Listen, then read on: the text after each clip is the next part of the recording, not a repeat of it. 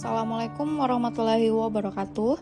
Halo teman-teman, perkenalkan, nama saya Rizky Ariesti Fahrisa Halik SPMSI, dosen Universitas Sulawesi Barat, peserta Latsar CPNS tahun 2022, kerjasama Kabupaten Mamasa dengan Badan Pengembangan Sumber Daya Manusia Provinsi Sulawesi Barat. Adapun coach kami yaitu Ibu Nurbayani SKM MKes. Pada kesempatan kali ini, saya akan share sebuah podcast learning journal tentang penerapan Smart ASN sesuai dengan bidang tugas di tempat kerja. Mari kita simak videonya. Dalam materi Smart ASN, kita belajar tentang literasi digital, percepatan transformasi digital, pilar literasi digital, dan implementasi digital. Definisi literasi digital dalam modul UNESCO Digital Literacy merupakan kemampuan untuk mengakses, mengelola, memahami, mengintegrasikan, mengkomunikasikan, mengevaluasi, dan menciptakan informasi secara aman dan tepat melalui teknologi digital untuk pekerjaan yang layak, dan kewirausahaan. Ini mencakup kompetensi yang secara beragam disebut sebagai literasi komputer, literasi TIK, literasi informasi, dan literasi media. Literasi digital tidak hanya dilihat melalui kemampuan kita menggunakan komputer dan keyboard atau melakukan pencarian informasi secara daring, tapi literasi digital lebih mengacu kepada pengetahuan kita untuk secara kreatif terlibat dalam praktek sosial tertentu untuk mengasumsikan identitas sosial yang tepat dan untuk membentuk atau mempertahankan berbagai hubungan sosial di ruang digital, serta mampu untuk menyesuaikan aspek keterjangkauan dan kendala yang muncul dalam bermedia digital dengan berbagai keadaan tertentu. Dalam mendukung percepatan transformasi digital, terdapat 5 langkah yang harus dijalankan, yaitu pertama, perluasan akses dan peningkatan infrastruktur digital. Kedua, persiapkan roadmap transportasi digital di sektor-sektor strategis baik di pemerintahan, layanan publik, bantuan sosial, sektor pendidikan, sektor kesehatan, perdagangan, sektor industri, dan sektor penyiaran. Ketiga, percepatan integrasi pusat data nasional sebagaimana sudah dibicarakan. Keempat, persiapkan kebutuhan SDM talenta digital. Dan yang kelima, persiapan terkait dengan regulasi, skema-skema pendanaan, dan pembiayaan transformasi digital dilakukan secepat-cepatnya. Transformasi digital di sektor pendidikan di Indonesia bukanlah suatu hal yang baru. Berbagai perbincangan regulasi pendukung dan upaya konkret menerapkan transformasi digital di lingkungan perguruan tinggi dan semua tingkat sekolah di Indonesia telah dilakukan. Sejalan dengan perkembangan ICT atau Information, Communication, dan Technology, muncul berbagai model pembelajaran secara daring. Selanjutnya, muncul pula istilah sekolah berbasis web atau web school atau sekolah berbasis internet atau cyber school yang menggunakan fasilitas internet. Bermula dari kedua istilah tersebut, muncullah berbagai istilah baru dalam pembelajaran yang menggunakan internet, seperti online learning, distance learning, web-based learning, dan e-learning. Kerangka kerja literasi digital merupakan dasar perancangan program serta kurikulum literasi digital di Indonesia tahun 2020 hingga 2024. Oleh sebab itu, literasi digital dijabarkan ke dalam 4 pilar, yakni yang pertama, digital ethics, kedua, digital culture, ketiga, digital safety, dan keempat, digital skills. Digital ethics atau etika bermedia digital merupakan kemampuan menyadari, mencontohkan, menyesuaikan diri, merasionalkan, mempertimbangkan, dan mengembangkan tata kelola etika digital ke dalam kehidupan sehari-hari. Terdapat 4 ruang lingkup digital ethics, yang pertama, kesadaran, kedua, tanggung jawab, ketiga, integritas, dan yang keempat, nilai kebajikan. Pertama, kesadaran. Kesadaran maksudnya adalah melakukan sesuatu dengan sadar atau memiliki tujuan. Media digital yang cenderung instan seringkali membuat penggunanya melakukan sesuatu dengannya tanpa sadar sepenuhnya. Kesadaran adalah kondisi individu yang menyediakan sumber daya secara penuh ketika menggunakan media digital, sehingga individu tersebut memahami apa saja yang sedang dilakukannya dengan perangkat digital. Selanjutnya, tanggung jawab. Tanggung jawab berkaitan dengan dampak atau akibat yang ditimbulkan dari suatu tindakan. Maka bertanggung jawab artinya adalah kemauan menanggung konsekuensi dari tindakan dan perilakunya dalam bermedia digital. Selanjutnya, integritas. Integritas adalah prinsip kejujuran sehingga individu selalu terhindar dari keinginan dan perbuatan untuk memanipulasi, menipu, berbohong, plagiasi, dan sebagainya saat bermedia digital. Selanjutnya, nilai kebajikan. Kebajikan menyangkut hal-hal yang bernilai kemanfaatan, kemanusiaan, dan kebaikan, serta prinsip penggunaan media digital untuk meningkatkan derajat sesama manusia atau kualitas kehidupan bersama. Adapun pengamalan Pancasila dalam literasi digital, yakni pada sila pertama, di ruang digital, kecakapan budaya digital terkait nilai ketuhanan yang Maha Esa dimulai dengan kemampuan kita mengakses, mengeksplorasi, dan sekaligus menyeleksi informasi tentang agama dan kepercayaan dari sumber yang kredibel dan memungkinkan adanya kajian multi perspektif. Selanjutnya, pada sila kedua, di ruang digital, kecakapan budaya digital terkait nilai kemanusiaan yang adil dan beradab dimulai dengan kesadaran bahwa setiap kita adalah setara. Tidak ada pembedaan jenis kelamin, ras, agama, status sosial, kelompok politik, disabilitas fisik, dan pembedaan lainnya dalam hal akses memperoleh informasi di ruang digital. Kita diharapkan memiliki pengetahuan yang cukup tentang definisi konten yang berisi penghinaan, perendahan, pengucilan, perundungan terhadap kelompok tertentu.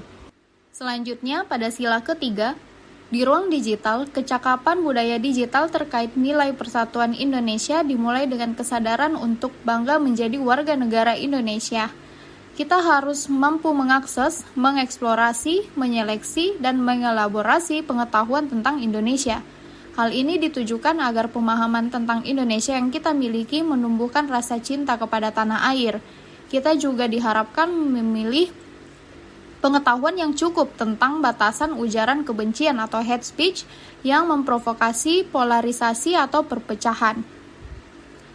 Selanjutnya, pada sila keempat, di ruang digital, kecakapan budaya digital terkait nilai kerakyatan yang dipimpin oleh hikmat kebijaksanaan dalam permusyawaratan perwakilan dimulai dengan kesadaran untuk mengetahui, mengeksplorasi, menyeleksi, dan mengelaborasi informasi publik yang berhak diakses dari lembaga publik sebagai pertanggungjawaban transparansi dan akuntabilitasnya.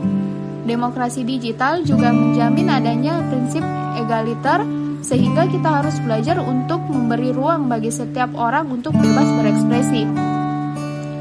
Dan terakhir, sila kelima, di ruang digital, kecakapan budaya digital terkait nilai keadilan sosial bagi seluruh rakyat Indonesia dimulai dengan kesadaran untuk memahami regulasi dan kebijakan tentang ranah digital di Indonesia ditetapkan UU ITE yang telah mengalami revisi di tahun 2016, juga Undang-Undang Kebebasan Memperoleh Informasi. Selain itu, di ruang digital kita harus memahami sebuah panduan etika berperilaku sebagai warga negara digital. Digital safety atau aman dalam bermedia digital merupakan kemampuan individu dalam mengenali, mempolakan, menerapkan, menganalisis, menimbang, dan meningkatkan kesadaran perlindungan data pribadi dan keamanan digital dalam kehidupan sehari-hari. Ada 5 indikator atau kompetensi yang perlu ditingkatkan dalam membangun area kompetensi keamanan digital, yaitu pengamanan perangkat digital, pengamanan identitas digital, mewaspadai penipuan digital, memahami rekam jejak digital, dan memahami keamanan digital bagi anak. Sebelum bermedia digital, kita harus mengamankan perangkat yang kita miliki, baik itu perangkat lunak maupun perangkat keras. Hal ini bisa mengantisipasi agar orang lain tidak dapat mengakses perangkat kita. Misalnya memasang proteksi pada perangkat keras dengan cara memasang kata sandi, fingerprint authentication, dan face authentication. Sedangkan proteksi pada perangkat lunak dapat dilakukan dengan cara Find My Device, backup data, antivirus, enkripsi full disk, dan shader. Digital skills atau cakap bermedia digital merupakan kemampuan individu dalam mengetahui, memahami, dan menggunakan perangkat keras dan piranti lunak TIC serta sistem operasi digital dalam kehidupan sehari-hari. Adapun pengetahuan dasar menggunakan perangkat keras digital yakni pengetahuan dasar tentang mesin telusur dalam mencari informasi dan data, memasukkan kata kunci dan memilah berita yang benar. Pengetahuan dasar tentang beragam aplikasi chat dan media sosial untuk berkomunikasi dan berinteraksi, mengunduh dan mengganti setting. Selanjutnya, pengetahuan dasar tentang beragam aplikasi dompet digital dan e-commerce untuk memantau keuangan dan bertransaksi secara digital. Selanjutnya, saya akan share beberapa video tentang penerapan Smart ASN dengan tema Aku, Smart ASN, Instansiku, dan Bidang Tugasku. Selamat datang di Kampus Merah Marun Universitas Sulawesi Barat. Kampus ini merupakan kampus negeri yang terletak di Kabupaten Majene, Provinsi Sulawesi Barat. Universitas Sulawesi Barat merupakan instansi tempat saya bekerja sebagai dosen program studi agribisnis, Fakultas Pertanian dan Kehutanan. Adapun visi program studi agribisnis, yakni unggul dalam mengembangkan dan memanfaatkan iptek pada bidang agribisnis dengan melahirkan sumber daya manusia yang cerdas, berjiwa agripreneurship, dan berbudaya Malabi di tahun 2030. Untuk mencapai visi tersebut, program studi agribisnis memiliki 4 misi, yakni 1. Menyelenggarakan pembelajaran yang bermutu untuk pengembangan iptek dalam bidang ilmu agribisnis. 2. Menyelenggarakan penelitian untuk pengembangan iptek yang berwawasan lingkungan dan mendukung sistem pertanian terpadu. 3. Mengembangkan pengabdian masyarakat yang berbasis penelitian di bidang agribisnis dan berorientasi pada keunggulan lokal. Dan 4. Mengembangkan kerjasama dalam bentuk layanan jasa konsultasi, pendampingan, dan pemberdayaan bidang agribisnis. Saya sebagai salah satu dosen program studi agribisnis sudah seharusnya berkontribusi untuk mewujudkan visi dan misi tersebut. Salah satunya adalah mewujudkan Smart ASN dalam melaksanakan tugas, yakni mengembangkan sikap nasionalisme, sikap integritas, profesionalisme, berwawasan global, menguasai IT dan bahasa asing, memperluas networking, bersifat hospitality, dan memiliki jiwa entrepreneurship. Berikut adalah contoh penerapan bersikap profesionalisme, hospitality, dan integritas serta memperluas networking. Saya sebagai dosen harus memiliki sikap profesionalisme dengan menutup telepon dan bersikap hospitality, yakni melayani mahasiswa yang ingin melakukan bimbingan penelitian. Sebagai dosen, tentunya saya harus menyampaikan beberapa poin penting untuk mahasiswa tersebut perbaiki demi menyempurnakan laporan akhirnya. Ini juga salah satu perwujudan memiliki sikap integritas sebagai seorang dosen. Selain itu, saya juga mengajak mahasiswa tersebut untuk membuat sebuah forum diskusi mengenai sebuah topik pertanian yang bermanfaat dan mengajak beberapa mahasiswa serta dosen lainnya untuk ikut serta dalam forum tersebut. Hal ini sebagai perwujudan memperluas networking saya sebagai dosen.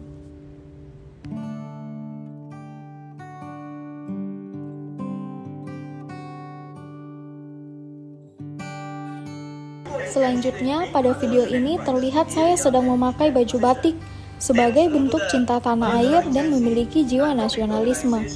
Di sini saya sedang mengikuti salah satu webinar mengenai social entrepreneurship and post-pandemic recovery, opportunities and challenges.